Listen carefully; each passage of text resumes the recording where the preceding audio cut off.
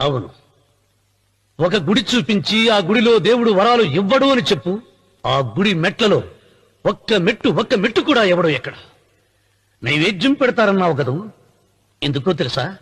పెట్టిన క్షీరాన్నాలు, దద్దోజనాలు, పులిహోరాలు మనం మెక్కుతామని తెలిసి, అదే దేవుడు తింటాడని తెలిస్తే శనగ చెక్క, ఒక బెల్లపు ముక్క కూడా పెట్టరా. వెంట్రుకలిస్తారన్నావు కదూ, దేనికి? మళ్ళీ ములుస్తాయన్న ధైర్యంతో గుండు గుట్టించుకున్నాక జన్మలో ఒక్క వెంట్రుక కూడా మొలవదు అని చెప్పు. ఒక్కడు కూడా గుండు గుట్టించుకోడు. నా దృష్టిలో భగవంతుని పూజించే వాళ్ళు రెండు రకాలు. భయంతో పూజలు చేసేవాళ్ళు, ఆశతో మొక్కేవాళ్ళు. పాపం చేశాం, ఆయనకు దండం పెట్టి చేసిన పాపాన్ని ఏదో ఒక రూపంలో హుండీలో వేసేద్దామనుకునే వాళ్ళు మొదటి రకం. మొక్కితే ఏదో దక్కుతుందని ఆశపడేవాళ్ళు రెండో రకం.